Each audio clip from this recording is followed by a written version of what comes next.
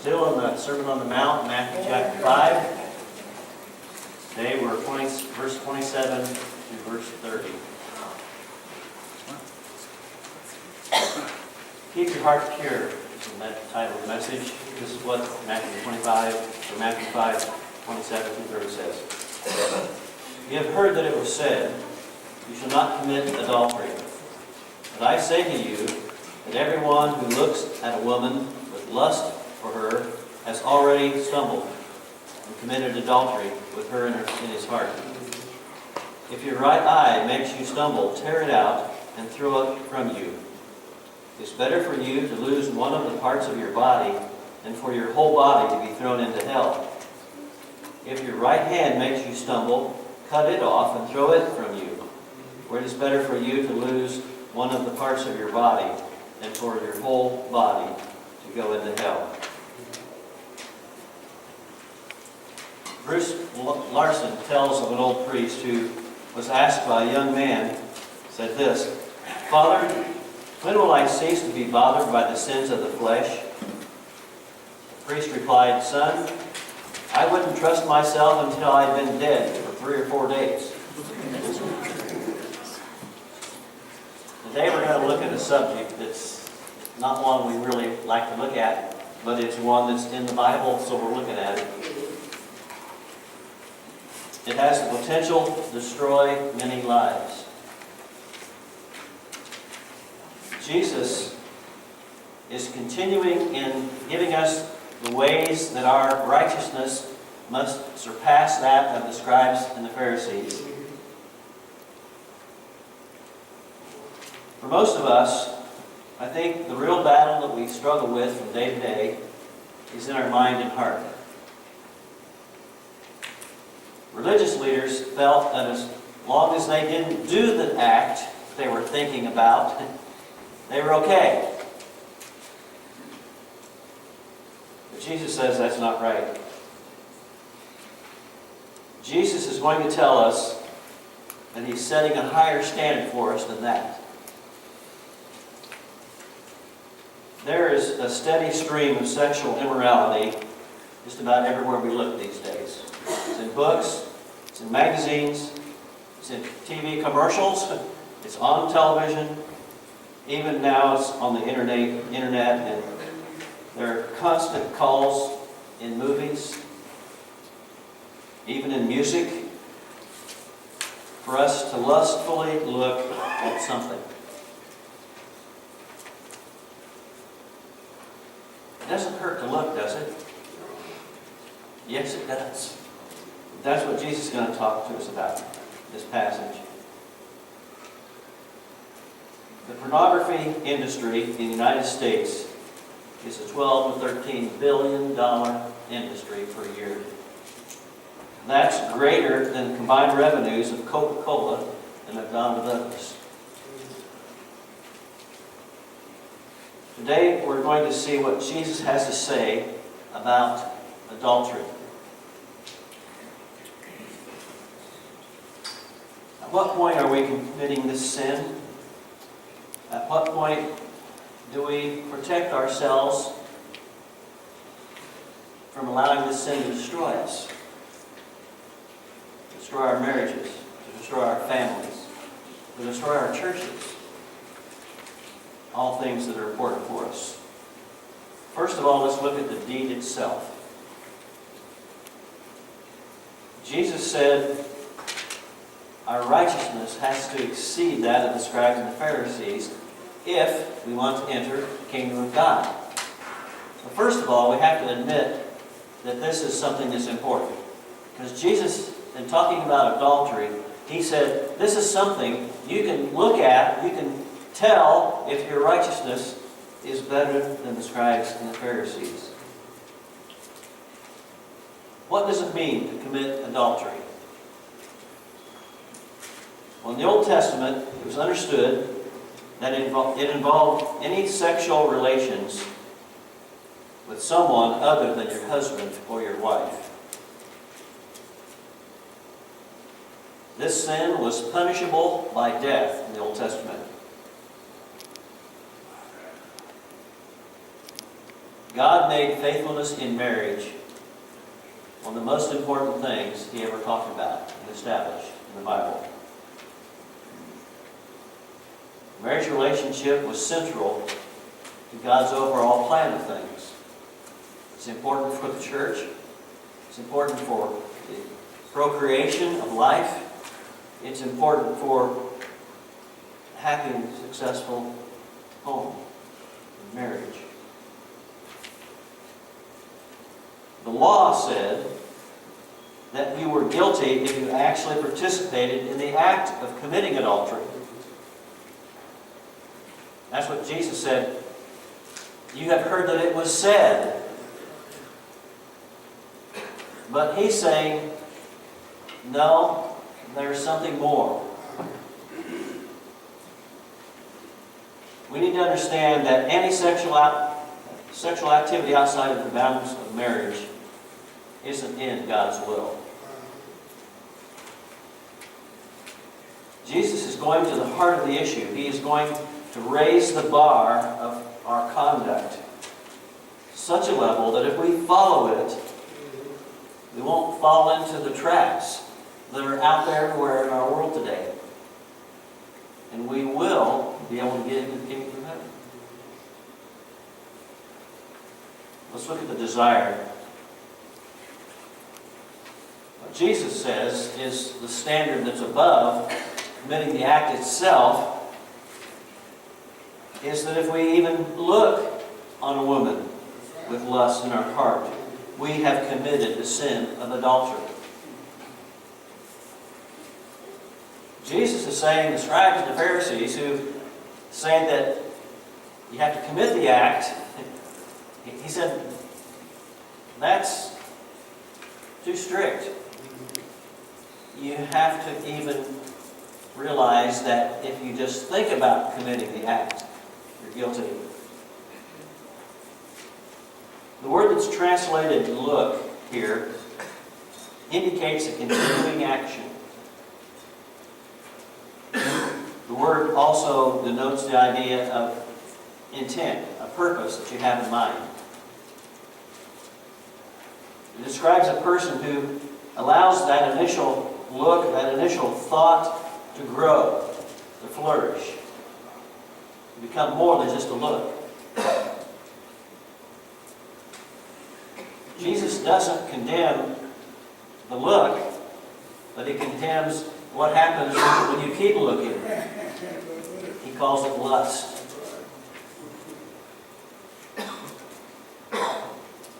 It's not, listen to this, it's not the looking at a woman lustfully that causes a man to commit adultery. He's already committed adultery in his heart. That's why he's looking.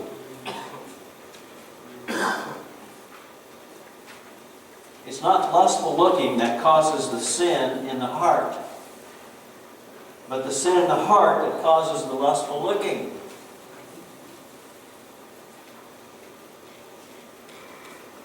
Lustful looking is but the expression of the heart that's already committed to sin. That's what Jesus is talking about here. The desire to do something. Even though you don't go out and commit the act, you've done it in your heart.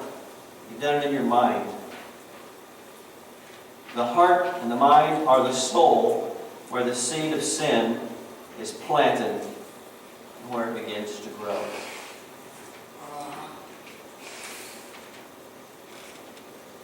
Jesus is not talking here about the unexpected or unavoidable exposure to sexual temptation because, sometimes you just can't avoid it because it's everywhere.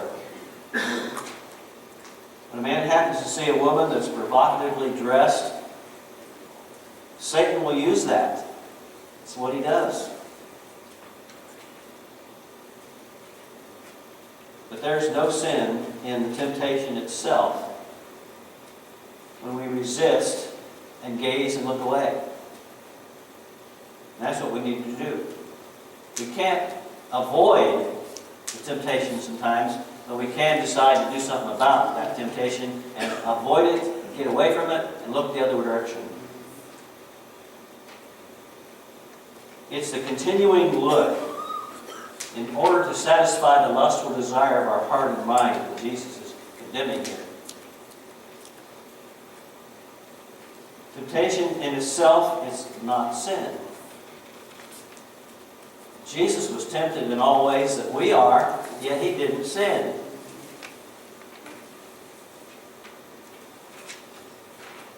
James 1:14 and 15 says this, "But each one is tempted when he is carried away and enticed by his own lust. Then when lust has conceived, it gives birth to sin. And when sin is accomplished, it brings forth death."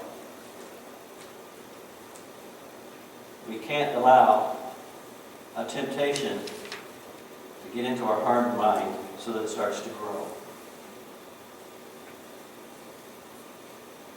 There are many people who would not commit the physical act of adultery, but they will look longer than they should at someone, and they will allow their look to lead them to thinking about the act in their own heart and mind. You know, there's an example in the Scriptures about this. It's in 2 Samuel 11. David was minding his own business on the roof of the palace when he sees Bathsheba down there taking a bath naked. He could have looked away. He could have went inside the palace. But no, what does he do? He allows the sin of seeing her grow in his heart and in his mind to the point that he tells her to come into his palace. And he actually does the act of adultery. And to cover it up, he kills Bathsheba's husband. He could have looked the other way. He could have put that unavoidable sight out of his mind by thinking of other things, but he didn't do that. Lustful looking is grievous sin. So is dressing in such a way to provoke lustful looking.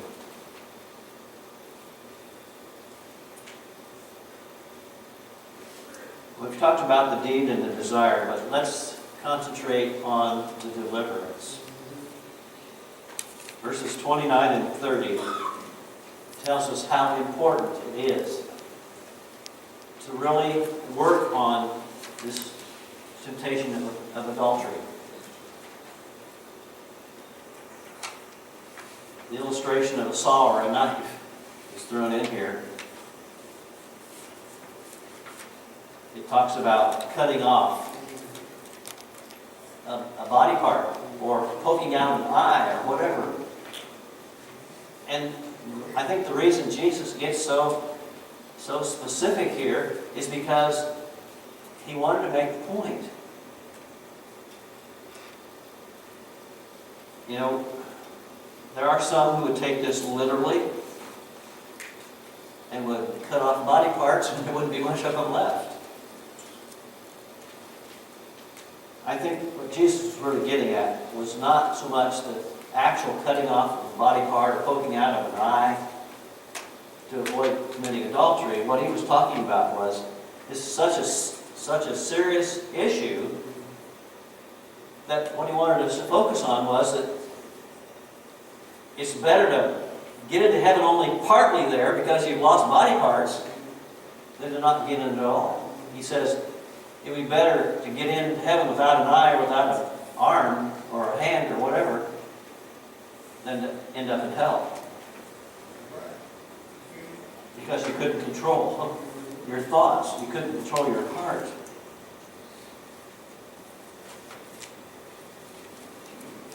I think what Jesus is saying here is that we are to remove the object of lust from our presence. We are to stay away from temptation as best we can.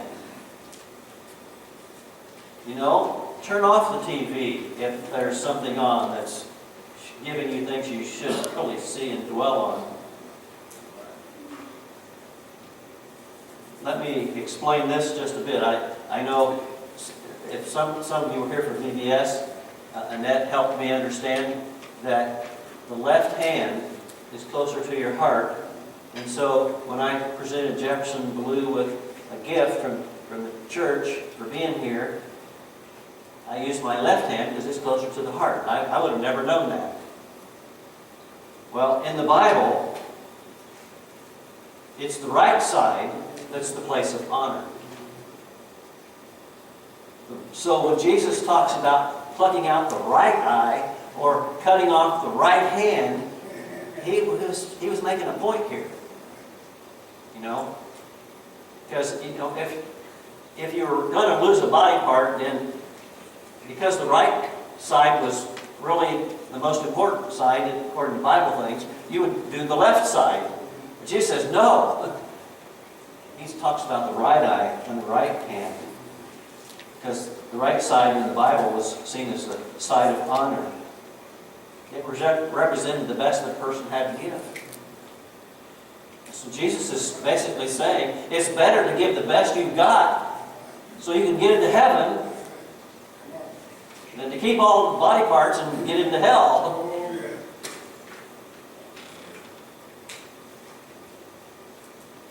The word stumble is found here a couple of times in verses 29 and 30.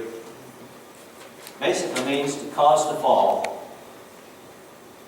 But in the form that it's in here in the Greek, it means to make to stumble. It was often used as a bait stick on a trap. You know, you put the cheese on the little thing on the mouse trap to attract the mouse so you can catch the mouse with the trap when it's sprung. Well, that's basically what it means here to stumble. We don't want to stumble. We don't want to be caught up in the temptation to get caught in the trap. Anything that morally or spiritually traps us or causes us to fall into sin is something we should stay away from. You know, the best thing to do when we are being tempted is to fill our mind with other thoughts than what typically would happen in our mind. You know, we might be tempted to keep looking at something that causes us to have lust in our heart and mind. Even though we don't go out and commit the act, it's better to put things in your mind that are far away from that, such as Philippians 4:8. Finally, brethren, whatever is true, whatever is honorable, whatever is right, whatever is pure, whatever is lovely, whatever is of good repute, if there's any excellence in any of this, if anything worthy of praise, then dwell on these things. Let your mind, let your heart consider those things rather than the lustful temptations in front of you through the television or the internet or the Playboy magazine or whatever it might be. Or say 2 Corinthians 10:5. We are destroying speculation and every lofty thing raised up against the knowledge of God, and we are taking every thought captive to the obedience of Christ. Keep your eyes on Jesus. Keep your thoughts on Jesus. What would Jesus do? Jesus tells us to remove the thing that entraps us, to flee from that thing that causes us to slow down, to trip ourselves up. Get rid of it. 1 Corinthians 6:8 tells us to flee immorality. 1 Timothy 6:11 says, but flee from these things, you man of God, and pursue righteousness, godliness, faith, love, perseverance, and gentleness. 2 Timothy 2:22 says, now flee from youthful lust and pursue righteousness, faith, love, and peace, with those who call on the Lord from a pure heart. And finally, James 4:7 says, submit therefore to God, and resist the devil, and he will flee from you. You know, we heard about from the team that went over to Zimbabwe during the Bible school hour today. And I was reminded of when Janet and I were over there. You know, Sometimes our lives get too complicated here in the United States. And you know, one of the blessings that I still remember from going over there was the simplicity of the kids and of the people. I mean, if you got Jesus, that's all you really need. You know? We don't need all the other stuff that we clutter our lives up with. Well, does it hurt to look? It does when the look is done in such a way that we stimulate our heart and mind to lust. Can we appreciate beauty? Of course we can. But we better just leave it at that. If our righteousness is going to exceed the righteousness of the scribes and the Pharisees, then we need to make sure that we're not only refraining from the act of adultery, we must refrain from even the thought of adultery in our heart and mind. You see, Jesus goes to the heart of the problem. If there is no desire, there will be no act. In our society, we're being hit from all directions, so it can be difficult. But when we belong to Jesus, we need to do all we can to protect ourselves from falling into the trap of adultery. And this is not just talking to the men, it's talking to the ladies as well. Is righteousness and entering into the trap, is righteousness and entering into the kingdom of heaven that important to you?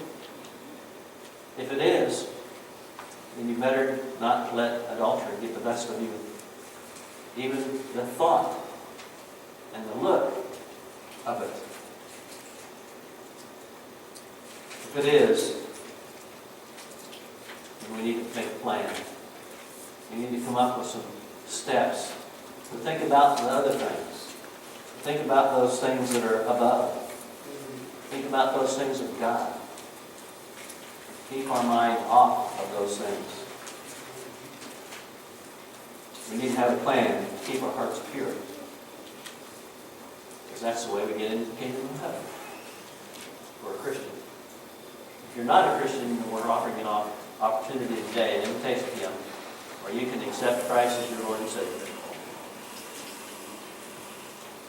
Living in this sinful world, I don't know how you do it if you don't know Jesus. I mean, you're just heading for hell if you don't have Jesus. If you don't have Jesus today, we invite you to come as we stand and sing.